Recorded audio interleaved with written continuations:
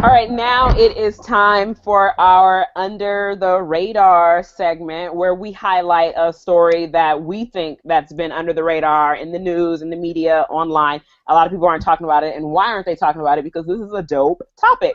So this week we want to talk about James Ward. James Ward was a 17-year-old teenager that applied to Howard University in Washington, D.C.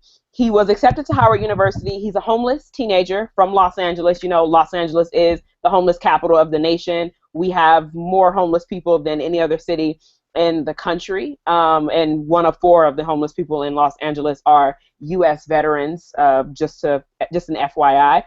So James Ward, he was afforded 70% of his scholarship and, loans from Howard University, but he still needed $15,000 more in order to attend his first year at the university.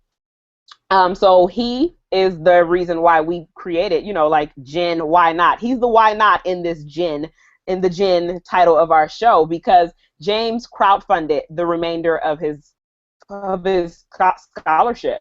He said, okay, I might not have the $15,000, but let's see if random people on the internet will give me the money. And he ended up getting pretty lucky, pretty blessed. And Common, the rapper Common, retweeted him. Another celebrity retweeted him, and he was given $14,000 from random people from all across the nation. And he will be going to Howard University. But I want to talk, which is bomb. Go James, like that's dope. Jen, why not? Like you can't afford the rest of your college tuition. Why not ask random people to give you the money for it? That's amazing. It's amazing. But I do want to highlight, so congratulations to James, but why wasn't this homeless teenager, why didn't he get a full ride scholarship from Howard University? Howard University was actually the only university I ever wanted to go to for school, and they denied me.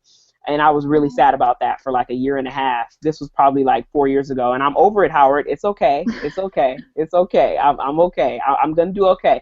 But at every chance I get, I'm going to say that Howard University denied me. Yep. Okay. But so why wasn't this teenager, why wasn't he afforded a full ride scholarship? They also said one of the requirements in the federal direct loan program is a credit requirement. So what does that credit, how does that credit requirement prevent students all across the nation in underserved communities that don't have the economics to go to school? How does that prevent them from getting those scholarships and getting those loans that they need?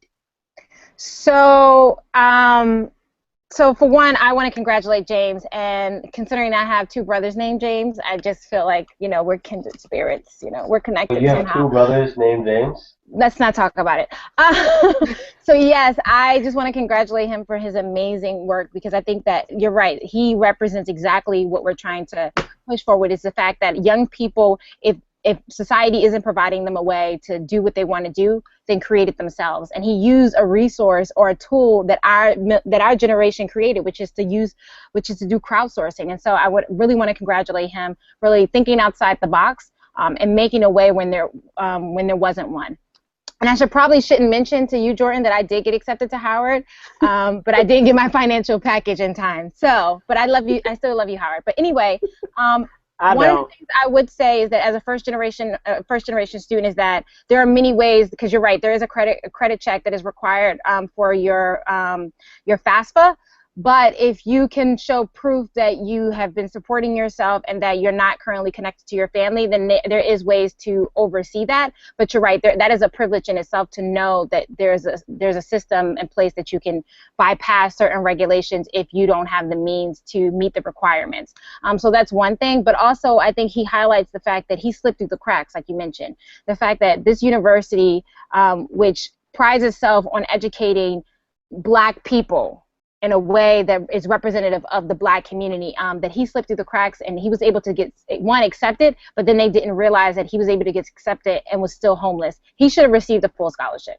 Not just to Howard, but to Harvard, because I feel like he represents what many young people are struggling with, which is to make the grades, but unfortunately don't have the financial means to get into the classroom.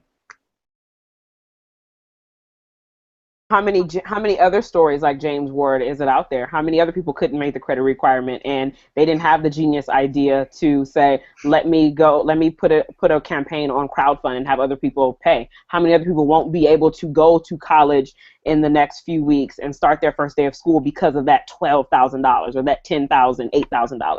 Well, there was a story a few years ago about a young woman who was, it was on Lifetime. Don't ask me why I watch Lifetime, but it was called Homeless to Harvard, where a young woman was homeless and she basically found her way to Harvard. I believe that they gave her a full ride, if I'm not mistaken.